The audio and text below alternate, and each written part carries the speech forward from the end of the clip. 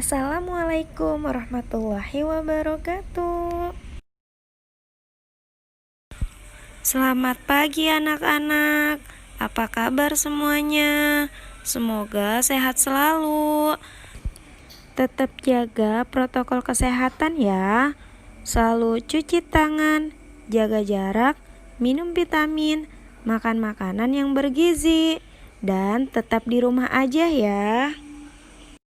Sebelum kita mulai belajar, marilah kita berdoa terlebih dahulu. Berdoa dimulai. Berdoa selesai. Kita akan belajar pembelajaran tematik kelas 4, tema 6 cita-citaku, subtema 1 aku dan cita-citaku, pembelajaran pertama. Fokus pembelajaran kita kali ini ada bahasa Indonesia dan ada IPA. Pada muatan bahasa Indonesia, kita akan membahas tentang pengertian puisi, ciri-ciri puisi, jenis pekerjaan sesuai dengan cita-cita. Langsung kita mulai ya. Yang pertama, di antara pekerjaan di samping, apakah ada yang menjadi cita-citamu?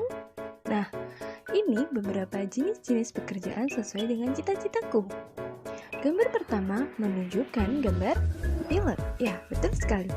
Gambar kedua menunjukkan gambar, ya, seorang guru yang sedang mengajar. Gambar ketiga adalah seorang arsitek. Nah, tahukah kamu bahwa setiap jenis pekerjaan memiliki kegiatan dan keahlian yang berbeda-beda? Apakah kamu pernah membayangkan kelak akan menjadi seorang guru, pilot, dan arsitek? Nah, di sini ada penjelasan mengenai profesi seorang guru. Seorang guru adalah mengajar di sekolah, memberikan ilmu pengetahuan kepada murid-muridnya. Profesi yang kedua atau pekerjaan yang kedua adalah arsitek. Kegiatan utama seorang arsitek adalah merancang bangunan, membuat desain, dan memperkirakan jumlah biaya. Nah, pekerjaan yang terakhir adalah pilot. Kegiatan utama seorang pilot adalah menerbangkan pesawat dan membawa semua penumpang dengan selamat. Nah, itulah tadi pembahasan tentang jenis-jenis pekerjaan sesuai dengan cita-cita. Sekarang kita akan melanjutkan dengan mengenal puisi dan ciri-cirinya. Apa sih pengertian puisi? Puisi merupakan sebuah karya sastra hasil dari ungkapan dan perasaan seseorang dengan bahasa yang terikat irama, rima, penyusunan lirik, serta bait. Ciri-ciri puisi. Yang pertama, tidak terikat jumlah baris, rima, dan irama. Puisi memiliki bentuk rapi. Yang kedua, puisi biasanya berbentuk 4 baris. Nama pengarang atau penulis puisi diketahui. Dan yang ketiga, mempunyai gaya bahasa yang dinamis atau berubah-ubah. Lebih menggunakan sajak syair atau pola pantun. Itulah tadi materi yang telah kita bahas tentang ciri-ciri puisi. Selanjutnya, kita akan belajar muatan IPA. Yang pertama, mengamati siklus hidup makhluk hidup. Yang kedua, tahapan pertumbuhan hewan. Coba amati gambar di atas. Apa perbedaan hewan di atas ketika mengalami pertumbuhan? Tahapan apa saja yang dilalui hewan tersebut? Gambar-gambar tersebut menunjukkan bahwa ada anak-anak hewan dan ada hewan yang sudah dewasa. Artinya, hewan-hewan tersebut mengalami pertumbuhan. Ada tahapan-tahapan yang dilalui oleh hewan itu, dari anak-anak hewan menjadi hewan dewasa. Perhatikan siklus hidup kucing berikut. Yang pertama, anak kucing tumbuh dan berkembang menjadi kucing muda. Kucing muda tumbuh dan berkembang menjadi kucing dewasa. Dan kucing dewasa tumbuh dan berkembang melahirkan anak kucing. Semua makhluk hidup mengalami pertumbuhan dan perkembangan. Hewan dan manusia mengalami beberapa tahapan pertumbuhan dan perkembangan dalam kehidupannya. Tahapan pertumbuhan dan perkembangan hewan membentuk sebuah siklus hidup atau daur hidup. Hewan mengalami tahapan pertumbuhan dan perkembangannya berbeda-beda. Ada jenis hewan yang mengalami pertumbuhan bentuk di setiap tahap hidupnya, namun ada pula hewan yang tidak mengalami perubahan bentuk di setiap tahap hidupnya. Hewan yang mengalami perubahan bentuk dalam siklus hidupnya berarti mengalami metamorfosis. Sedangkan hewan yang tidak mengalami perubahan bentuk dalam siklus hidupnya berarti tidak mengalami metamorfosis. Nah, adik-adik semuanya, kita langsung pada materinya ya. Pada materi kali ini kita akan menyanyi sesuai dengan panjang pendek nada. Nah, untuk menyanyi sesuai panjang pendek nada, kita perlu mengetahui ketukannya. Perhatikan melodi berikut ini. Ini sol, ada titik, titik, titik, si, titik, titik, do, re, titik, re, titik. Nah, bagaimana sih cara menyesuaikan panjang pendeknya? Pada nada sol atau 5 ini dibunyikan selama 4 ketukan. Dari mana 4 ketukannya? Kita lihat. Angka 5 ini 1, kemudian ditambah ada 3 titik. Jadi sol ini dibaca atau dibunyikan 4 ketukan. Kemudian nada si atau 7 dibunyikan selama 3 ketukan. Si sendiri ini adalah 1 ketukan, ditambah 2 ketukan, jadinya 3. Lalu nada do dibunyikan selama 1 ketukan, karena belakangnya tidak ada tanda titiknya. Kemudian re ini dibunyikan selama 2 ketukan, yaitu re sendiri dan ada titiknya. Nah, menyanyikan sesuai panjang pendek nada. Kita lihat. Kita ulangi lagi ya, seperti tadi. Untuk menyanyikan sesuai panjang pendeknya nada, kita perlu mengetahui ketukannya. Nah, tadi kita sudah bahas bersama-sama. Kalau 5 ini atau sol memiliki 4 ketukan dan sebagainya.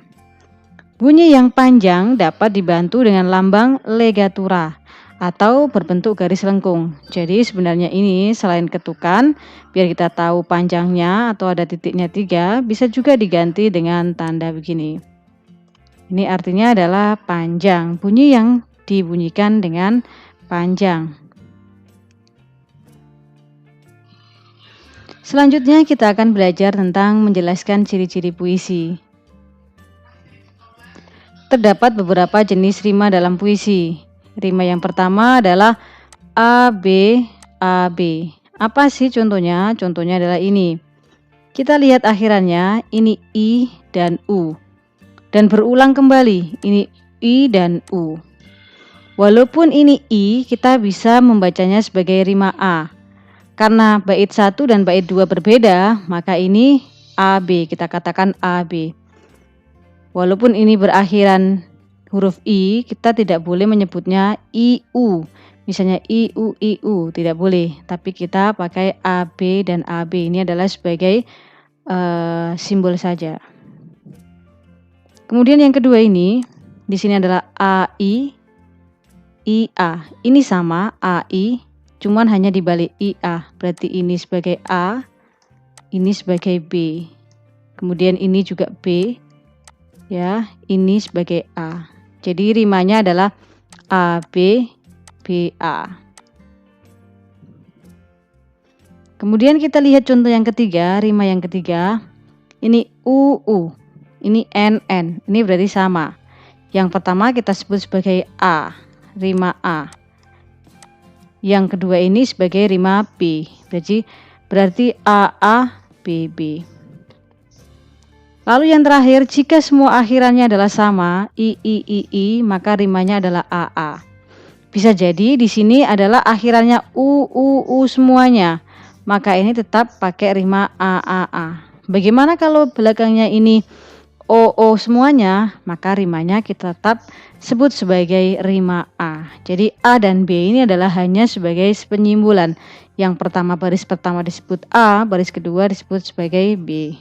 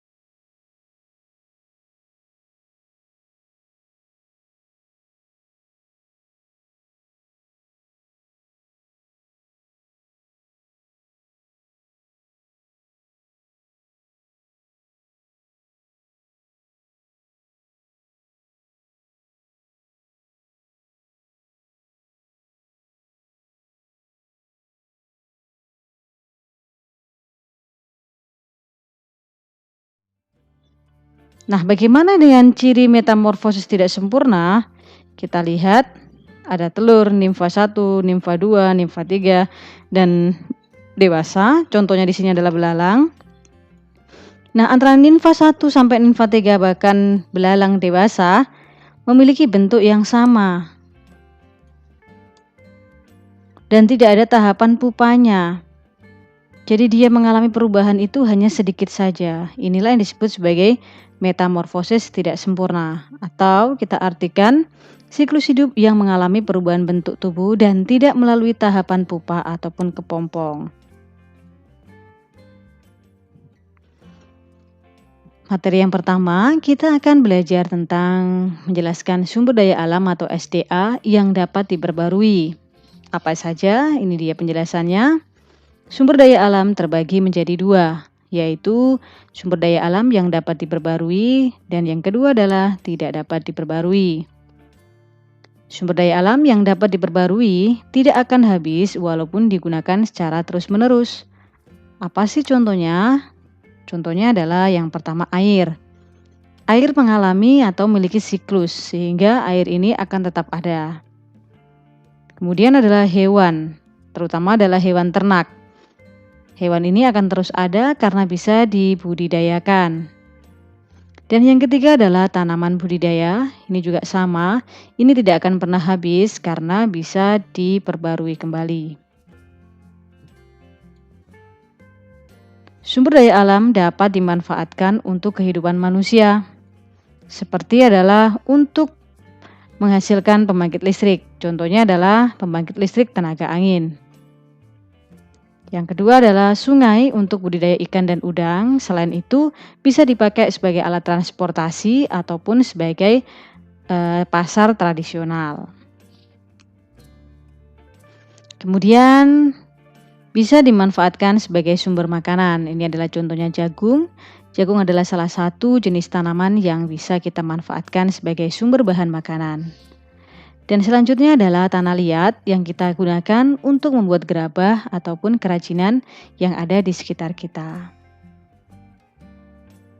KNH lanjutkan ya, yaitu tentang mendeskripsikan isi puisi. Ada beberapa langkah yang bisa dilakukan untuk mengetahui hal yang disampaikan penyair. Jadi ketika ada puisi yang disampaikan, kita akan tahu atau kita akan mengerti apa yang disampaikan jika kita melakukan langkah-langkah sebagai berikut ini. Yang pertama, bacalah puisi dengan seksama. Yang kedua, tulislah hal-hal yang penting dalam puisi tersebut. Tentukan tokoh dan peristiwa yang terjadi di dalam puisi. Yang keempat, tuliskan kata-kata yang sulit, lalu temukan maknanya dengan bertanya kepada guru ataupun orang tua kalian, sehingga kalian mengetahui isi dari puisi yang disampaikan oleh penyair. Dan yang kelima, diskusikan puisi tersebut bersama temanmu jika kalian mengalami kesulitan. Selanjutnya adalah menjelaskan keragaman sumber daya alam, pekerjaan, dan manfaatnya. KNH lanjutkan ya. Sumber daya alam yang ada di sekitar kita mempengaruhi cita-cita yang ingin dicapai. Cita-cita tersebut dapat berupa pekerjaan yang membutuhkan sikap saling bekerja sama. Contoh pekerjaan atau cita-cita yang membutuhkan kerjasama adalah yang pertama adalah nelayan. Untuk mendapatkan hasil tangkapan yang banyak, maka kita harus bekerja sama dengan nelayan lainnya. Pegawai kantor tidak akan bisa berhasil jika kita tidak bekerja baik dengan teman di kantor. Yang selanjutnya adalah pekebun teh. Ini adalah salah satu juga pekerjaan yang membutuhkan pekerjaan. Terdapat 4 manfaat adanya keragaman karakteristik individu di dalam suatu pekerjaan atau cita-cita, yaitu saling melengkapi kekurangan masing-masing. Yang kedua, saling bertukar ide atau pendapat sama teman. Yang ketiga adalah memberikan saran atas kekurangan masing-masing. Dan yang keempat adalah belajar hal baru, terutama untuk meneladani sifat yang positif. Nah, itu adalah beberapa hal yang harus kita lakukan dalam pekerjaan atau cita-cita kita nanti. Menjelaskan keragaman fisik, ras, dan budaya. Keragaman karakteristik juga terdapat di sekolah. Misalnya, Dedi berambut lurus, berasal dari suku Jawa, dan ia ingin menjadi arsitek. Kemudian ada si Jonas yang berambut keriting, berasal dari suku Ambon dan ingin menjadi seniman. Nah, walaupun dua anak ini memiliki perbedaan fisik yang berbeda, yaitu dilihat dari rambutnya dan dari cita-citanya juga, walaupun berbeda, tetapi kita harus tetap saling menghargai satu sama lainnya. Sekian dulu ya pembahasan hari ini. Untuk tugasnya, kalian membaca puisi yang sudah kalian buat ya. Sampai berjumpa kembali di pembelajaran 5 dan 6. Terima kasih. Wassalamualaikum warahmatullahi wabarakatuh.